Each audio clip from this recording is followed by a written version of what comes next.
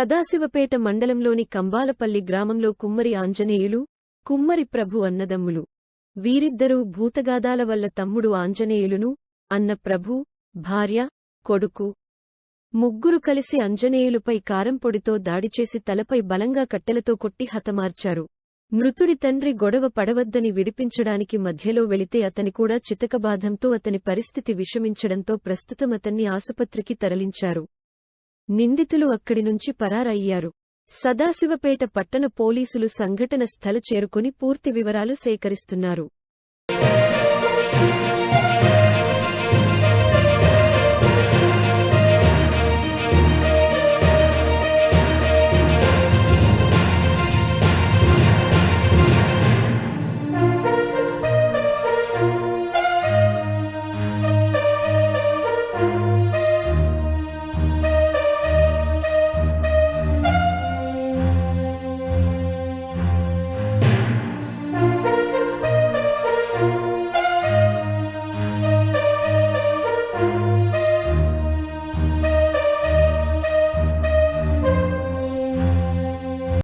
ఎట్లా జరిగింది అమ్మ? చెప్పమ్మా, ఏమైంది?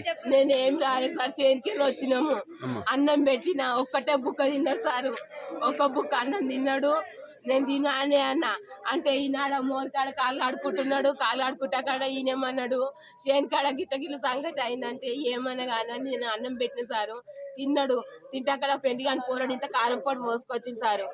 కారం పొడి కళ్ళలో పోసినాక నేను గుంజుకొచ్చిన. పెండ్లామె ఏమో ఇంత దొడ్డు కట్టె పట్టుకున్నది. మొగడేమో గొడ్డలు ఇంట్లోకైనా గొడ్డలు తెచ్చిండు. ముసలాయన నరికిండు. ఇక నన్ను ఈడ కొట్టిండు సారు. కుక్కలో పడ్డము గొడ్డలతో నా మొగని చూస్తుండగా అన్న అన్న వద్దే కొడుకు ముగ్గురు తోడు పెద్ద పెళ్ళము ఇద్దరు పిల్లలు నరికేసిరు. నేను దేనికోసం గొడవ? ఈ చేను కాడ ఎవరి వారికి మన్ను పోసిన, భూములు ఎవరి వాళ్ళకి పట్టలు చేసిన. నా పేరు మీద 14 గుంటల భూమి ఉంది. అది అమ్మనాయన చేసిస్తాని ఒక మల్లెల్ని లేచిండు. ఓ బాడుకావు ఎట్లా చేస్తావు, అది కూడా నేనే తింటాను గింత పానం చేసిండు. మేము ఇన్ని రోజులకు 5 ఏళ్ళు చేసి ఇచ్చినా నేనేం తినలేదు బిడ్డ. భూమిలా నా కొడుకు ప్రాణము తిన్నాడు.